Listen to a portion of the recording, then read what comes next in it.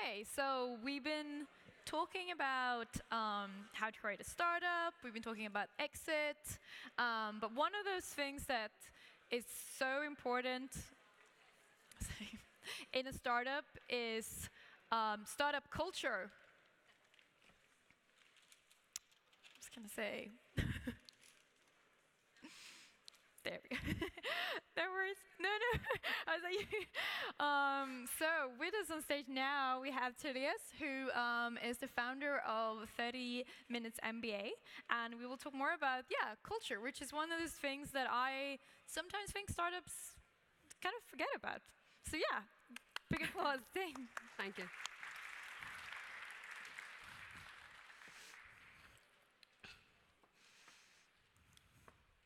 How are you guys doing? Right. So culture can be designed, but it takes the decision to design it, and to design it well. My name is Therese Gjedde, and I've been an entrepreneur for 15 years. I founded my first business when I was 17, and I've been working with founders and startups for over 15 years. And today I run my own startup, 30 Minute MBA. And I tour the world speaking about culture and mindset. And I've seen so many founders, so many startups thriving and dealing with hardships. All of us, all founders and people that have been part of a startup, know how challenging the entrepreneurial roller coaster is. So I'm going to invite you to a journey, to take a leap of faith, to see how culture can serve you.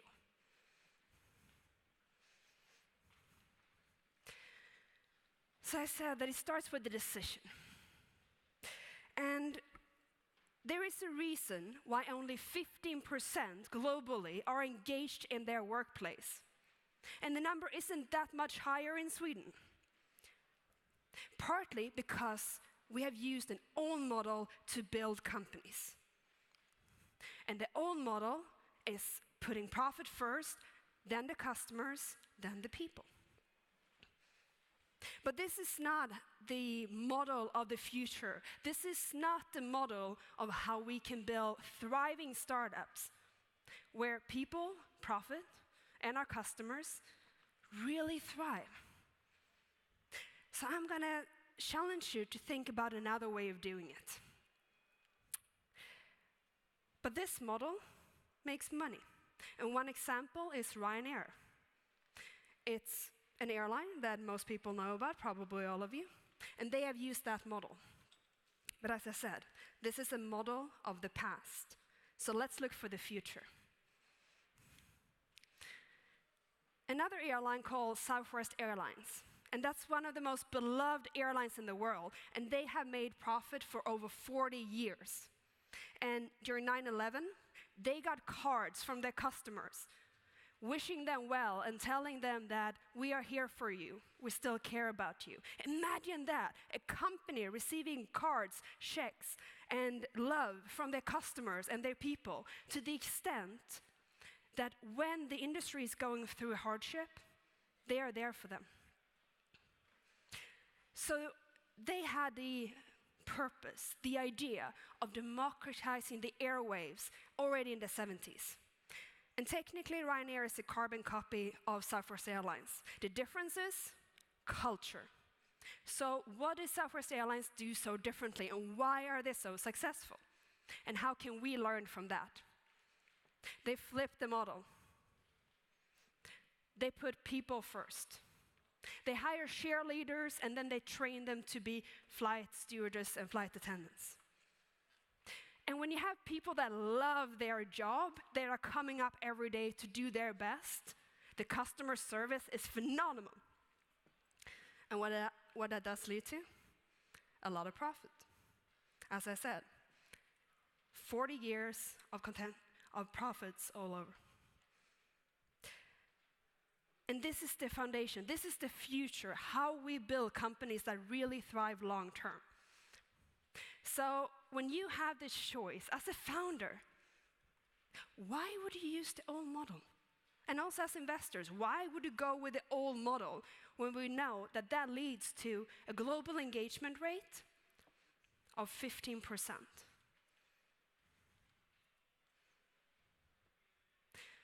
So when you make the decision of going for people, customers, and then profit, how do you do that? Well, that's what we're going to explore. So number one, why do you do what you do? What's the purpose of why you do what you do?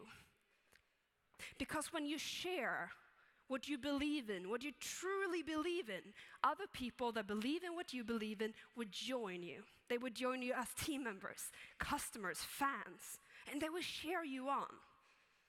Southwest Airlines had democratizing the airwaves. And we at 30-Minute MBA have empowering individuals to reach their full potential. What's your purpose? Why do you do it?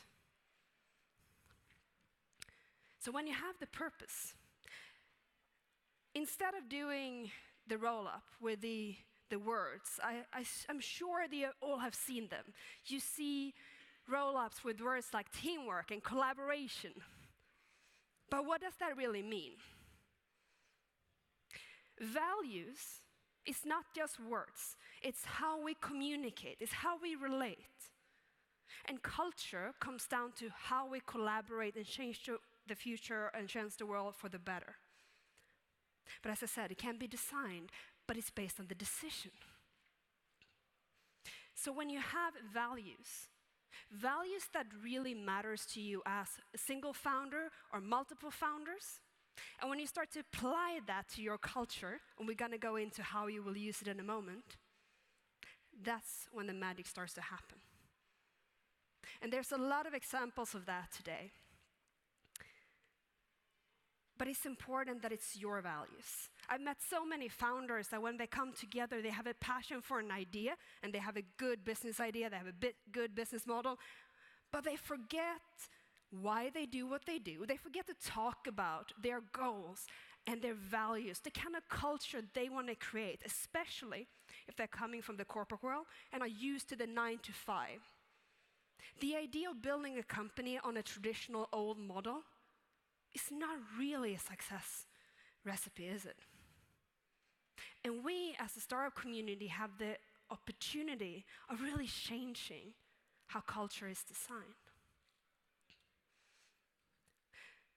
So you have the purpose, you know why you do what you do, you have your values. So the next step before we move on is that you need to put that into something. A manifesto, a cultural guide, a video, it doesn't matter. And I can tell you that this can take you a long time or no time. It comes down to how committed you are to building that thriving company long term and enjoy the journey. Because as previous speakers pointed out, being a founder and being in a startup is damn hard. And the journey is not easier if we don't have a well-defined culture and a culture that supports each other. So when you have the manifesto, what happens next? When is the last time something blew your mind? What's the most daring thing you ever done? What does generosity mean to you? You know, 1 out of 10 of the most popular questions when it comes to recruitment is completely useless. And the 3 questions I just asked you, they're just 3 of the questions we ask candidates when they apply to join our company. Because the core of recruiting on culture is to find that cultural fit. And it's so much more than the feeling. Obviously, it's important that you feel really, really good when you're with someone, but there's more to it. And it's a lot more than just the talent. Just looking at the talent is not sufficient long term. Because culture is also fragile. It's something we build together. Every time we invite a new person into our company, we're boosting it, but we're also making it more volatile. So not having a model of recruiting and culture can be devastating. And a lot of the stories I hear from founders is that they recruited the wrong person. And recruiting the wrong person is expensive, but for a startup, it's not just expensive, it can be devastating. But we need to have a model for it, because it's all well and good to say that you should recruit on culture. So how do you do that? Well, the essence, the foundation of recruiting on culture is a cultural test, and this comes down to your values. So I can give you how to do it, but the fundamentals of it is that you use the values and you design questions that reflect what you believe in. And in this way, you're also showing the candidates what your culture is all about. So the first question, as I mentioned, when is the last time something blew your mind? When we ask that, we're not really asking for their stories. We're asking for their mindset. Are they sharing something positive? Are they sharing something negative? Are they talking about that wonderful moment with their little kid in the park, or when they were hang gliding, or when they started their first business and got their first client? Or are they talking about all the horrible things that happen in the world? Because if you're positive or negative oriented, that's not easy to change. And one of our values is about being a positive giver. So if you're not positive, you're not going to enjoy our culture. So why would you work with a person like that? So the cultural test and recruiting on culture is both for you as a company as well as the candidates.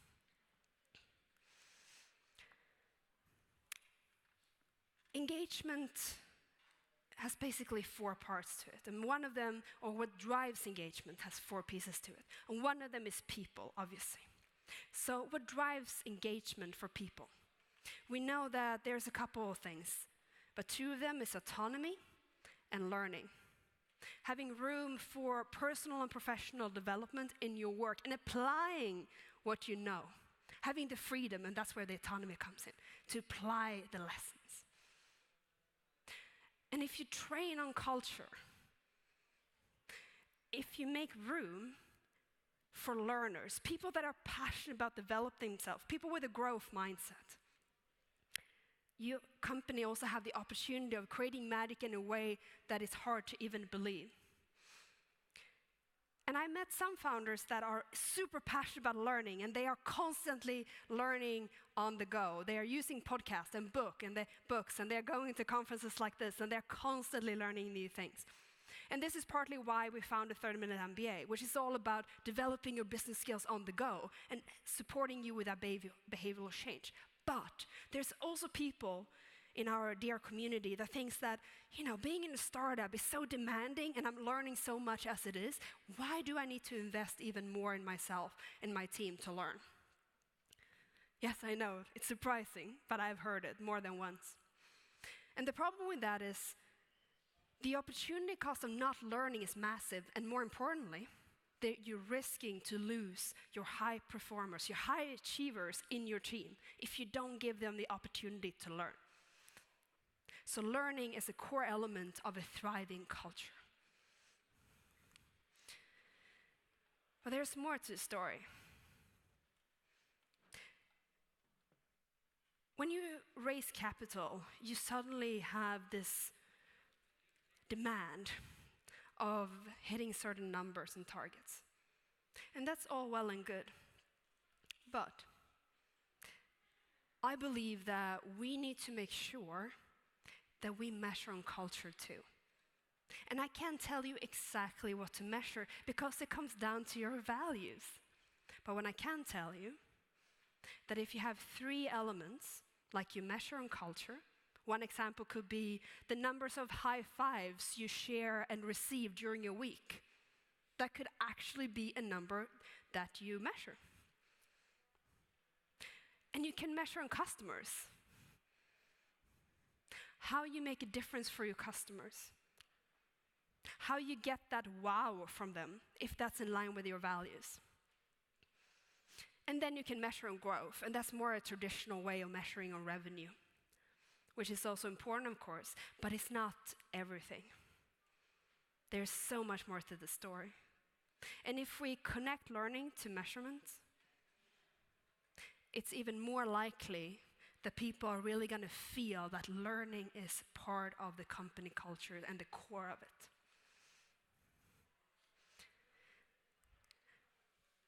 want to talk a little bit about the environment, because you can also use space to promote your culture. And you don't need to be Google or Spotify to do this. You can be 3 girls or guys in the basement, it doesn't matter. But know that your environment or our environment influences us so much. It can spark creativity, or it could make us feel lonely and stuck. So use the office, use wherever you're working together to the benefit of you and the company, whatever is important to you. But remember also to seek out places and times to work where and when you are creative. One of the Nobel Prizes this year got to a researcher that talked about body clock. And I'm a big fan of speaking about body clocks, because the idea that we are all wired to be morning people, larks, and to work best during mornings is a myth. So it's important to invite your people, when you design that culture, to work both when and where they are creative, but also work during hours that fits their own body clock. Because that's how we get that magic, that's how we get that spark. If I'm asked to do something before 8 a.m., I'm a New York time, I'm an owl, you're not going to get good results from me. If you ask me to do it 8 at night or 2 in the morning, not a problem. So it's not only a nicety, it's also from a productivity perspective massively different in the result and the feeling and the output you get from something. So working where and when you are creative, combined to have a workplace that feels like home, that is in line with those values we talked about, that supports those values, really brings the team closer together. And it also shows to new candidates that want to join your company what your company is all about, because our environment demonstrates that.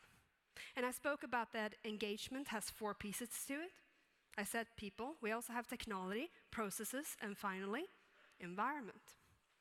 So it's not just that the environment is nice, it also drives engagement.